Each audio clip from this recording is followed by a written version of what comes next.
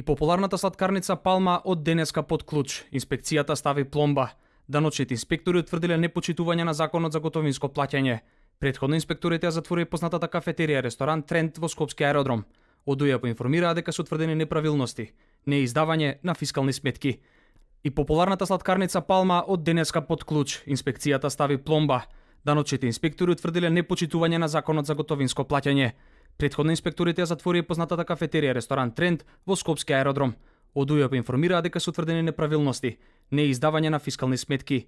На затворената сладкарница Палма видлива е пломбата која покажува дека објектот е затворен од надлежните институции. На објектот во кој е сместен Тренд не беше видлив знакот дека е затворен од даночните инспекции. На повеќе места беше наведено дека вработените биле на колективен одмор.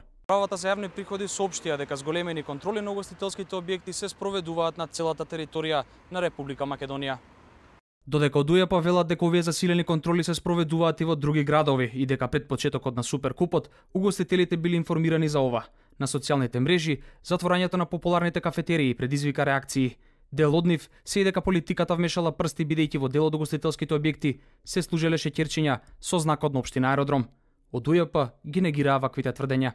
Информираме дека поради утврдени неправилности во деловниот објект, односно констатирано нерегистрирање на готовинскиот промет и издавање сметки од паралелен компјутерски систем кој не е поврзан со GPRS системот на УЈП, донесено е времено решение со кое на даночниот обврзник му се забранува вршење на дејност во деловната просторија во траење од 15 дена и изречена е глоба од 4550 евра за сторен прекршок согласно Законот за регистрирање на готовинските плаќања. Од Управата за јавни приходи најавуваат дека контролите ќе продолжат.